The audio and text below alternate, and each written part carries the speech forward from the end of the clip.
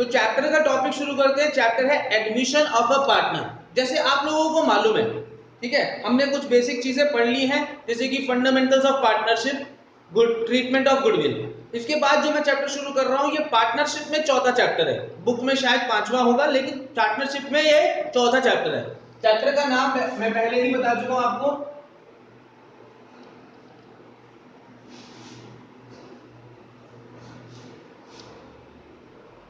Admission of a partner. ठीक है,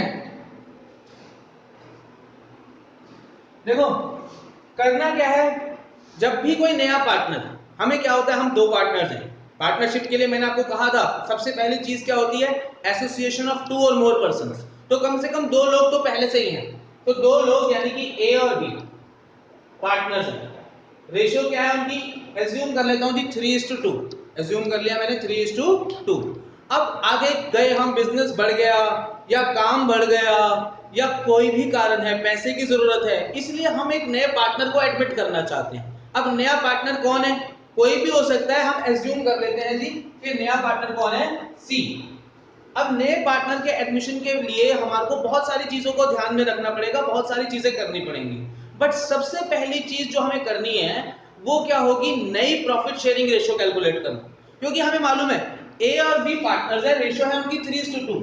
सी को एडमिट कर लिया हमने, अब सी को कुछ ना कुछ हिस्सा प्रॉफिट का देंगे ना। चलो एज्यूम कर लेते हैं कि 1/4 शेयर दे रहे हैं जी प्रॉफिट का। कितना शेयर दे रहे हैं, 1/4। अब इस 1/4 शेयर को सी को देंगे, तो भाई ए और बी, ए बी सी तीनों की रेशियो क्या होगी, वही क्या होती है जी, न्यू प्रॉफिट शेयरिंग रेशियो। ठीक है जी। अब न्यू प्रॉफिट शेयरिंग रेशियो क्या होती है, देखो उसमें क्या है, आपको कैलकुलेट करने के कई सारे तरीके होते हैं। वो डिपेंड करता है कि क्वेश्चन में क्या लिखा है। कभी क्वेश्चन में सिर्फ इतना सा दिया होता है, सिर्फ नए पार्टनर का शेयर दिया है, सिर्फ नए पार्टनर का शेयर ए और बी किस प्रकार देंगे ये दिया हुआ है। तो कई बार न्यू रेशियो भी दी होती है। तो अलग अलग सिचुएशन में अलग अलग केसेस बन जाते हैं। अगर मैं चाहूं तो 5-6 केसेस बना सकता हूं, लेकिन मैं इसको कॉम्प्लिकेट कम करने के लिए सिर्फ 3 बड़े बड़े केस बना रहा हूं। आप समझ रहे हो मेरी बात को, कि 3 बड़े बड़े केस बना रहा हूं। इन 3 केसेस के सब केसेस बन जाएंगे कि ये सेकंड केस में ही एक नई चीज है, नया पार्ट है, ऐसे कुछ बन जाएगा। पहला केस आपको करा रहा हूं। पहला केस क्या है, case 1, when only new partners share is given। ठीक है, मैंने कहा जब नए, सिर्फ नए पार्टनर का शेयर गिवन हो, मतलब सिर्फ नए सी का शेयर गिवन हो। अगर ए और बी का शेयर नहीं भी दिया होता तब भी ये केस 1 ही होता। सिर्फ इतना इंपॉर्टेंस है, सिर्फ सी का शेयर दिया हुआ है, उसके बारे में और कुछ, भाई ये ए दे रहा है या बी दे रहा है या आधा आधा दे रहे हैं या किस रेशियो में दे रहे हैं, ऐसा कुछ नहीं लिखा है क्वेश्चन में। सिर्फ क्या दिया हुआ है, सिर्फ नए पार्टनर का शेयर दिया हुआ है और कह रहा है जी कैलकुलेट करो न्यू रेशियो। तो कैसे कैलकुलेट करेंगे, वही क्या है, केस 1। अब इसको समझने के लिए, कंसेप्ट को समझने के लिए मैं एक एग्जांपल लेता हूं। मैं हमेशा आप लोगों को कहता हूं कि प्रॉफिट, मैंने पहले दिन आपको पार्टनरशिप कराते हुए बताई थी कि प्रॉफिट क्या होता है, केक होता है। ठीक है, याद आ गया, प्रॉफिट क्या होता है, केक। अभी तक इस केक के हम 5 हिस्से करते थे, 5 में से 3 हिस्से कौन ले जाता था, ए, और 2 हिस्से कौन ले जाता था, बी। तभी तो 3:2 में बंटता था। अब क्या होगा, सबसे पहले सी जो है वो 1/4 शेयर कौन ले जाएगा जी, सी ले जाएगा। ये 1/4 शेयर कौन ले जा रहा है, सी। तो ये जो बचा हुआ हिस्सा है ये किसको मिलेगा, ए और बी को। किसको मिलेगा, ए और बी को। और आपस में किस रेशियो में बांटेंगे इसे, ये 3:2 में। आपस में किस रेशियो में बांटेंगे, 3:2 में। थोड़ा हमने फंडामेंटल में ऐसा क्वेश्चंस किए थे जहां पर हमने प्रॉफिट में से सबसे पहले सी का शेयर माइनस कर दिया, सी का शेयर 1/4 निकाला, माइनस कर दिया, और बचा हुआ किसमें बांट दिया, ए और बी में। बिल्कुल वैसे ही करने वाला हूं, लेकिन सबसे पहले मैं क्या करूंगा, इस पूरे शेयर को लेट कर लूंगा, let the total profit be equal to X, oh sorry 1। अगर टोटल प्रॉफिट 1 है, 1 क्यों ले रहा हूं भाई मैं, x क्यों नहीं ले लिया मैंने? तो x इसलिए नहीं लिया क्योंकि जब भी हम कोई रेशो को प्लस करते हैं तो आंसर 1 आता है।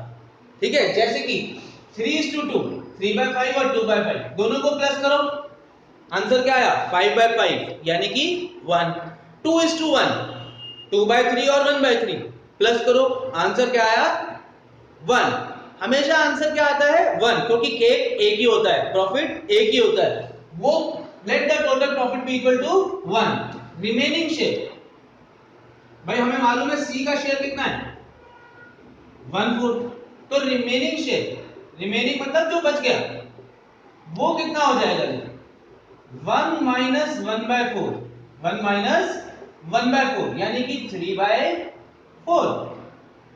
1 में से 4 एलसीएम लिया, 4 माइनस 1 3, 3/4 आ गया।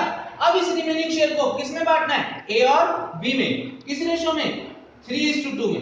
तो एज न्यू शेयर क्या ले लूं मैं?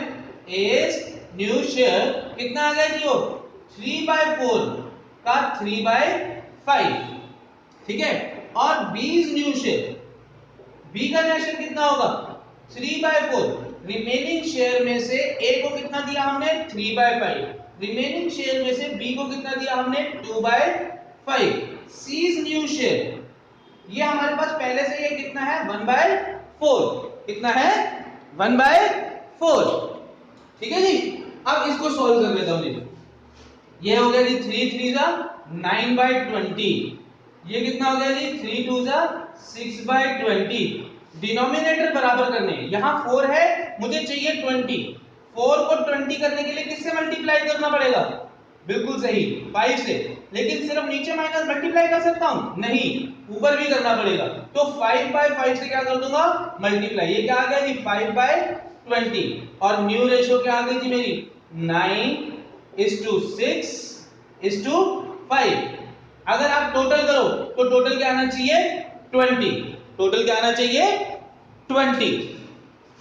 अगर 20 आ रहा है तो सारा क्वेश्चन मैंने क्या किया है? सही, नहीं तो आपसे क्या हो गई है? कोई गलती।